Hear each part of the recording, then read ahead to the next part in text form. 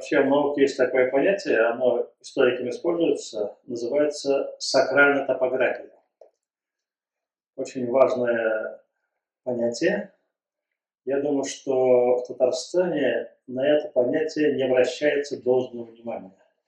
Вот недавно как раз была дискуссия вокруг разных памятников. Сначала около Болгар хотели поставить определенного зверя, хорошо известного.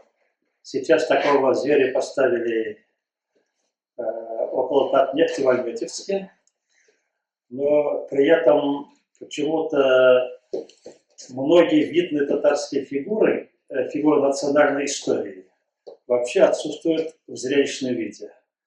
Вот я, как специалист по средневековой истории татар, могу сказать, что до сих пор не имеется в Казани памятников основоположникам города Казани. Ну, вообще мы по казанскому направлению ушли не совсем туда. Прекрасно известно, что сначала татары из Болгар перебрались в Старую Казань, потом уже вот эта новая Казань была построена. Там даты можно установить, когда это происходило. Причем по легендарным татарским материалам хорошо известно, что Алимбек и Алтынбек, как раз один из них принц, Чингизид, другой из рода правящего Бека, из рода Киятов, тоже они реально существовавшие фигуры, есть в исторических материалах сведения о них. Хорошо известная вот могила Айшибики около Старой Казани тоже связана с ними же, потому что она сестра этих двоих, по легендарным данным. Вот, очень известные фигуры почему-то берут какие-то фантастические проекты и лепят скульптурные памятники, которые не имеют никакого отношения к татарской истории. Я вот несколько раз бывал в Будапеште и просто могу, как очевидец, так сказать, участник там, форумов венгерских, сказать, что в Венгрии ты не можешь сделать ни одного шага, не увидев одну скульптуру какого-нибудь знаменитого венгра. Хотя численные венгры не того же превосходят татар. Поэтому у нас тоже достаточно много фигур. Ну, например, я считаю, что вообще недостойно до сих пор мы не поставили памятник в Казани Улу Мухаммеду. Он же основоположник Казанского ханства. Казанское ханство является непосредственным государственным предшественником Республики Татарстан на самом деле. Вот казахи же вспомнили, что у них казахское ханство было, когда Путин сказал, что не было у казахов государственности. Казахи тут же вспомнили. Нам тоже в этом качестве татарское ханство казанское необходимо, и мы должны зафиксировать и рождение этого государства. Причем это очень интересная фигура у Мухаммед. Он как бы человек, который из Золотой Орды, из правителя Золотой Орды сделался практически правителем локальным. Во всяком случае, его сын уже был реальным ханом отдельного государства. Поэтому это ведь тоже фигура, которая заслуживает явного внимания. И я знаю, что у татарских скульпторов в Казани есть не менее 3 вариантов скульптуры Мухаммеда. Но у меня создается впечатление, что просто наши политики боятся ставить такие памятники в Казани.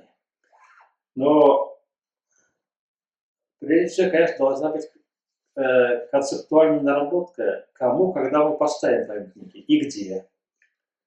Например, в этом году я занимался одной проблемой. Все знают, что исполняется 300 лет создания Казанского адмиралтейства при Петре I. Это адмиралтейство было создано, и флот Петра в российской системе был здесь построен.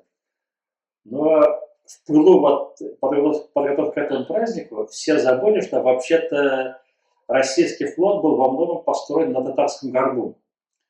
Эти дубы рубили татары, ну и другие народы тоже, и таскали сюда, потом эти корабли строили. Татары в этом тоже участвовали.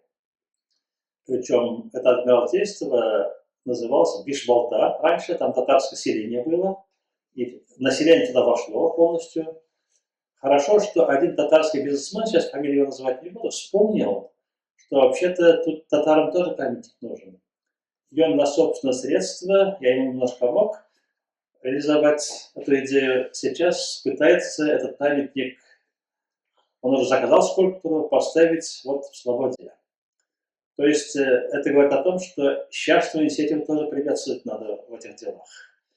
Потому что иногда бывают проблемы денег, а если есть конкретный богатый человек, который готов вложиться, почему не делать вот это пространство сакральное в разных видах, не обязательно только в виде скульптур. Потому что у нас очень мало национальных, и вот есть такое выражение, малые формы. Там где-то можно поставить, ну, у нас вот Шурале фигурирует, но у нас же есть много других мифологических существ, которые мы с детства знаем из сказок. Им тоже должны быть поставлены памятники. Вот я недавно в Тобольске был, скажем, там есть очень хороший небольшой комплекс, где герои сказок Ершова, Конек-Горбунок, например, поставлен, там ему памятник поставлен. Очень красиво смотрится, дети там любят гулять. Вот даже такие вещи можно поставить. Но я ни разу не слышал, как академический ученый, чтобы у нас было широкое обсуждение того, каким образом вот материализовать в виде памятника в Казани вот такие сущности. К сожалению, это говорит о том, что наши казанские власти очень невнимательно относятся к национальной культуре и к истории. Они плохо реализуют вот эту свою задачу. Ну, я думаю, что другая виноватая сторона – это татарская интеллигенция. Она должна более активно работать в этом направлении и пробивать разные идеи такого рода. Вот, на самом деле, даже я еще помню, когда установили первый раз полумесяц на башню Сюембеки, сразу изменился облик Кремля, и там появилась татарская аура дополнительная. Вот сакральная топография, она этим интересна, что там возникает другая психология уже, и аура меняется. В этом плане другим недостатком, в том числе столичного центра нашего Казани, является то, что мы только-только начали готовить нормальные туристические буклеты. Вот летом было обсуждение на форуме имамов, и они там выставили буклет, где впервые четко указали, где чья могила находится. Потому что вот один мой хороший знакомый сказал, что об уровне культуры этого народа можно увидеть по двум памятникам. Ты заходишь в Национальный театр, и после этого идешь на кладбище. Если на кладбище есть порядок, чистота, и там видно, кто где похоронен, есть памятники, четко написанные, и если театр хорошо функционирует, все у тебя нормально у этого народа. Вот у нас театры есть нормально работающие, а вот с кладбищами только-только начали разбираться, потому что многие татары, которые приезжают в Казань, не знают, где могила Маржани, Габдулла Тукая и так далее. Это должно быть в туристических буклетах показано все, чтобы любой человек мог без экскурсовода зайти и посмотреть. Это тоже, кстати, относится к вот этой топографии. Таких вещей очень много. Не оформлены до сих пор многие здания в виде табличек мемориальных. Потому что некоторые здания и снесли уже, из-за этого тоже в том числе. Вот все это должно быть документировано, подшито, и любой человек должен иметь возможность зрелищно это видеть.